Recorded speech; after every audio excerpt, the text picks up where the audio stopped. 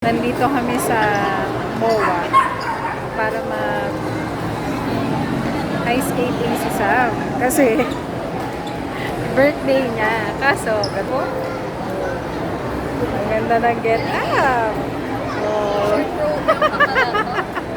First program. Kala ko free skate. Ayan. Kaso, ISU. ang problema, Go Team Philippines. may competition. Birthday niya kasi ngayon. Kaso ang problema, may competition. Hindi siya makapag-ice skating ngayon. May laban. Championship na art.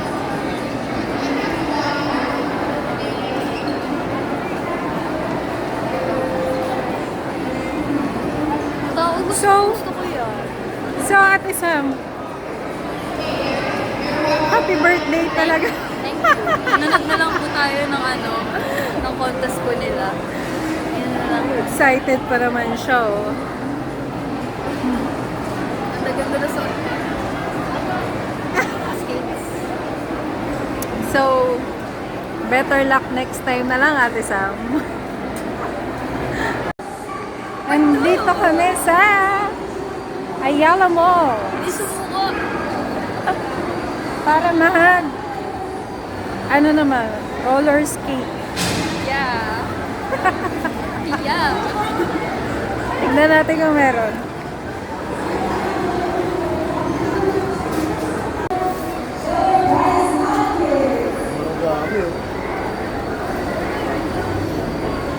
Jace.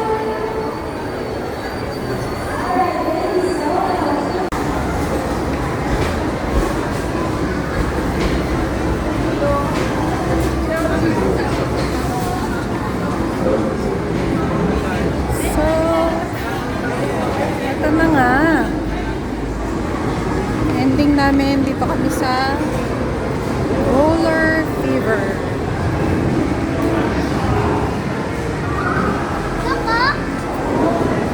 Oo nga, no?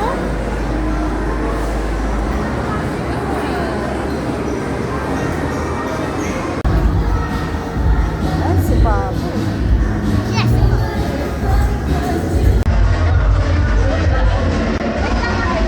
Ang kinuha namin package dito is 1499 yung 4 plus 1. Pero since na-apat lang kami, hindi na namin na-avail yung plus 1. Pero okay lang. Ang inclusion yun is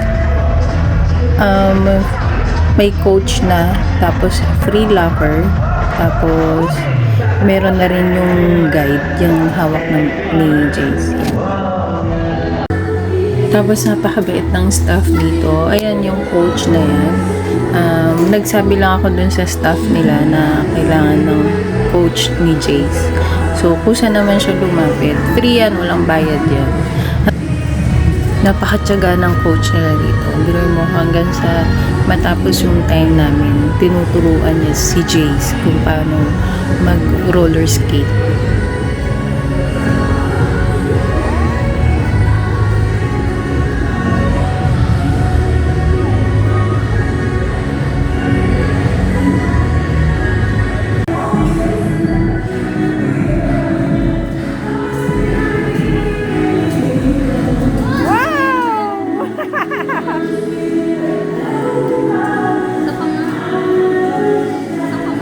Wait lang.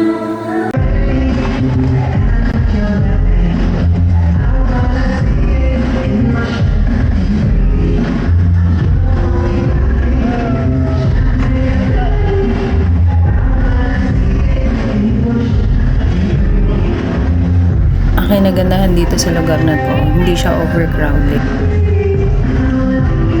Ayan, nakikita nyo, wala masyado ng roller skate. So, konti lang yung tao.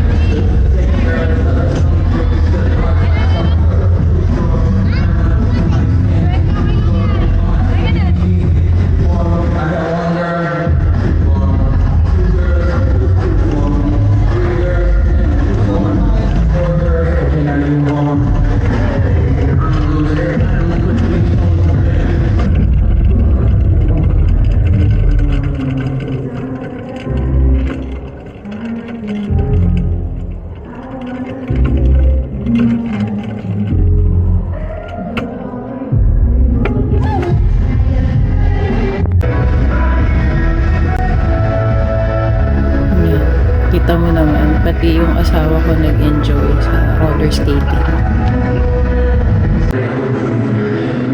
Ayan si Sam, nag-enjoy.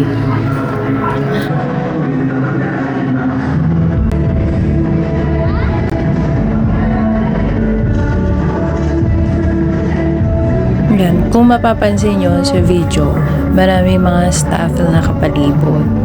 Yan, kasi nakabantay sila lahat. Baka kasi merong matumba. Yan, katulad yan si Jay sa tumba. Agad sila nag-a-assist. Diba?